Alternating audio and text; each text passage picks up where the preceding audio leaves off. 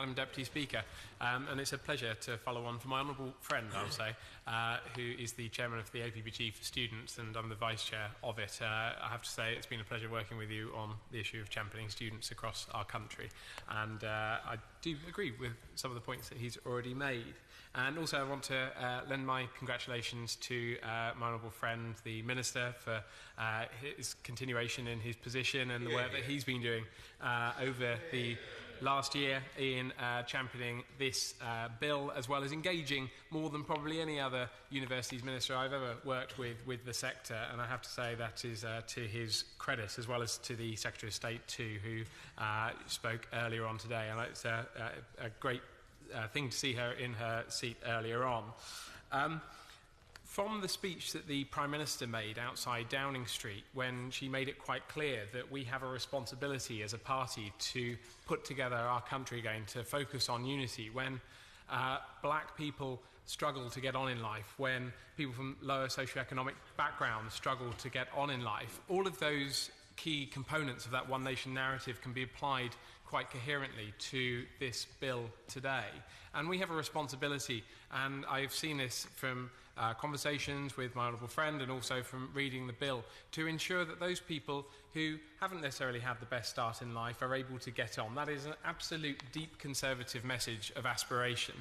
My parents never went to university. I was the first one in my family to go to university. My father was a breadwinner, my mother was disabled. It was basically an opportunity for him to say, right, okay, we are aspiring to become a middle-class family, in effect, in the 1980s by saving up enough money in order to get me and my brother through university. Now he's a doctor and, well, I'm here. And I have to say it's a great testament to my parents and their determination to see the work that they've been able to give over the years. And also I want to, as a new Member of Parliament, enable others and people in my own constituency to be able to deliver their own dreams as well. And that's why I am wholeheartedly rising today in support of this bill. The changes to the higher education system brought in 2011 were supposed to ultimately improve the student experience and the teaching they received. And on the whole, the changes have improved the higher education system, encouraging more students to go to university and have improved social mobility too. However, it has become clear that the regulatory system did not match what students wanted, and there is a need to create a body to check that the universities using the increased funds are using it for improved teaching and resources too. The opportunity to gain a degree in a subject you enjoy or something which you will help to get the career of your dreams is important for so many in the United Kingdom. The experiences gained in one of our higher education institutions, whether you're 18 years old or a mature student, is invaluable or often changes people's lives. And I am pleased that there are a record number of students going to university as a result of the cap being lifted and taking the opportunity to advance their minds as well as themselves. But these students must be the focus of the university. This long-awaited higher education and research bill will put students at the heart of the regulatory system, with the Office for Students able to monitor and improve institutions. It is set to be full of experts in the field who can naturally judge what quality of teaching is to be given by universities. Madam Deputy Speaker, I'm proud to represent a city which has two world-leading universities, Bath Spa University and the University of Bath, being ranked one of the best universities for student satisfaction year on year. And that's an accolade I don't want other MPs to be able to stand up in this House and try and take away from us, I have to admit, but good luck. However, I'm concerned about my young constituents who travel elsewhere and do not necessarily get a teaching experience comparable to the fees they end up paying. Going to a university is a big financial investment, and students need to be safe in the knowledge that there is a body ensuring that they will receive excellent teaching quality, which will set them up for a superb graduate life.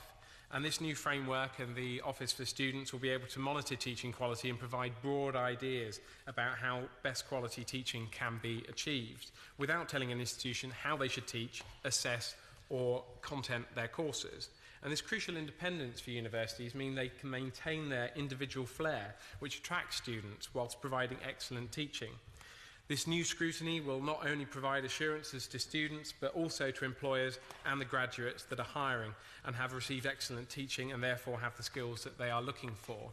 In the west of England, the G4W group of universities are working closely together in order to ensure that both business and universities work together to deliver skills in the interests of our regional economy. And that example will be improved and enhanced across the rest of the United Kingdom as a result of the framework that is being put together in this higher education bill. And I hope other areas around the rest of the country with their devolved settlements will be able to deliver just that. Madam Deputy Speaker, I want to turn to the Teaching Excellence Framework, the measure by which the teaching quality of universities will be assessed against each other. And this new framework will finally bring together teaching in line with the funding for research, as teaching funding will be linked to quality and not just quantity. This is important as it prevents universities from focusing too much on mass, often subpar education, to ensuring those that who do invite to study with them are their priority. And I have to admit, when I'm speaking to students up and down the country, and this has been the case since 2011, many student bodies, many student union organisations will say time and time again, fees have increased, but the quality of that education, the quality of that teaching hasn't necessarily come along with it as well. And that has been a great frustration to students along the way. It is important that the government makes it clear well in advance what makes a good course value for money so that universities can tweak their current practices along with the guidance provided. It is going to be difficult to measure with such different styles, even across the leading universities, but I do urge the government to come up with a coherent, easy-to-understand set of qualities and priorities that universities can install so that they can be confident that they'll receive the highest quality rating. And in future committees, I do hope that we'll be able to focus on the quantitative, not just the qualitative side, which obviously has come up on a number of occasions, and no doubt the Minister will be talking about in his summing up later on today. Madam Deputy Speaker, the quality rating which universities will receive is going to be an invaluable tool for prospective students choosing between the hundreds of higher education institutions across the country. Alex Neil from Which, an organisation which exists to promote consumer choice and information, said, I quote, "Our research has shown that students struggle to obtain the information they need to make informed decisions about university choices. We welcome measures to give students more insight into the student experience, teaching standards and value for money. These proposals could not only drive up standards, but could also empower students ahead of one of the biggest financial decisions of their lives." Taking that decision to go to university is, for some people, easy, but not for everybody. It is a big decision, as choosing the course or that institution can break or make your future. There are many tools available which talk about the student experience, teaching style and range of support available. However, it is currently difficult to compare teaching quality, which all universities raving about how good they are will want to champion. And this new bill will provide students with invaluable, directly comparable data showing the quality of teaching they can expect at each institution. I know I would have found this information incredibly helpful when I was making that choice about which university or institution I wanted to go to. I happily give way. Thank you to my honourable friend for giving way and being generous. Will he agree with me that this offers students the opportunity to not just gamble and take a chance on what might be their potential future, but be knowledgeable in their decision to make sure that they can have the best opportunities in life and get real value for money? I thank my honourable friend and one but neighbour for her intervention.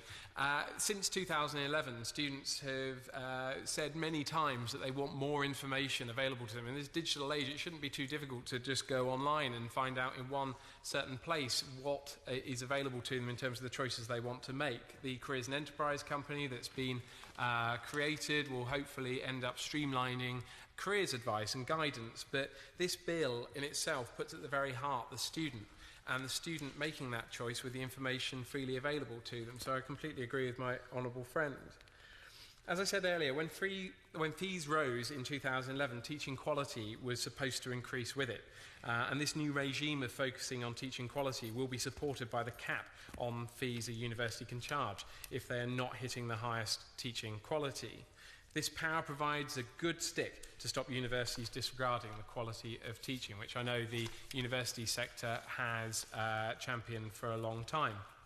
And I've been contacted by some key stakeholders within the university sector who are concerned that whilst they are keen to offer students the best value for money and excellent teaching, these changes will come at the expense of the postgraduate sector, and in particular the science, technology, engineering and maths research, which is so crucial in many ways to our economic development, and obviously a main component of what the University of Bath ends up specialising in. I know I've spoken to the Minister and he has provided me with reassurances. However, I hope he can reassure the entire House that the postgraduate sector will still be able to bloom whilst teaching in undergraduate degrees improves. Madam Deputy Speaker, I've focused on the measures which will improve the student experience, but I would like to turn very briefly to the section of the bill which will mean we'll be able to see more data about the diversity and the inclusion of our universities. As part of the registration process with the new Office for Students, it will be a condition that the institution must publish admissions stats of gender, ethnicity and socio-economic backgrounds. Given the disconnect in our society at the moment, I don't think there is a better time in order to deliver this crucial part of the bill. This data will include the number of applications from these groups and how many are accepted, crucially. Whilst I'm sure this publicity will encourage institutions to look at becoming increasingly inclusive, it will also provide good tools to identify trends and what policies may be needed to address any shortcomings. For too long, students have been asking for better quality teaching.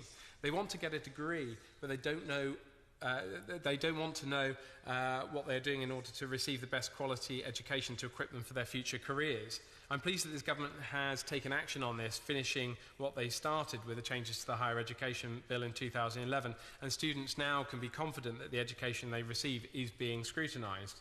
I hope this bill will put students' minds at rest that the institution they pick to study at has a good teaching quality and that they care about the experience as much as they care about the research side of the institution. Sadly, as we all know, this has not always been the case, and I'm concerned that a lack of focus has sometimes left some leaving universities feeling quite deflated. I urge all members from across this House to do, unfortunately, what the former Business Secretary did at the Queen's Speech debate, and she failed to mention exactly what students wanted. And at the heart of this government has listened to what students actually want. They want to see better quality of teaching. They want to see better quality of future outcomes. Listen to the students. Listen to what they're asking for, because ultimately this bill delivers that. And I look forward to voting with the government later on today in the lobbies in support of this bill. Daniel Zeicher.